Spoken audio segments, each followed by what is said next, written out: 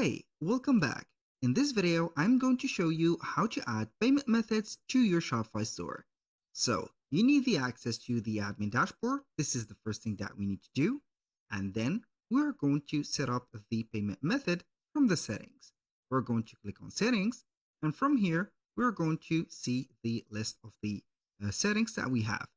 Obviously, we're going to check for payments. Click on it.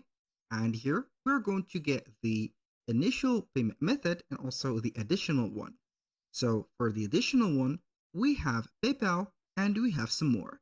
You can go ahead and see or search by the provider or search for a payment method, for example, Apple Pay.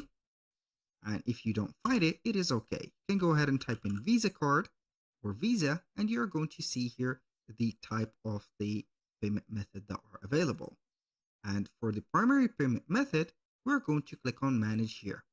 So here I have bogus. It is set up for testing. So I'm going to deactivate it. And then we're going to see the payment methods that are available.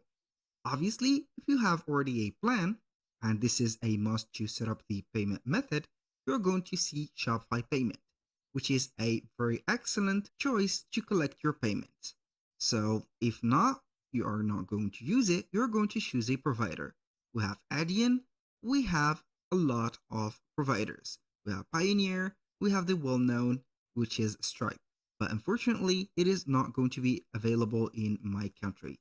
So this is going to be dependent on the country that you have set up the store from or the region that you have selected. So either you are going to get more or less payment providers.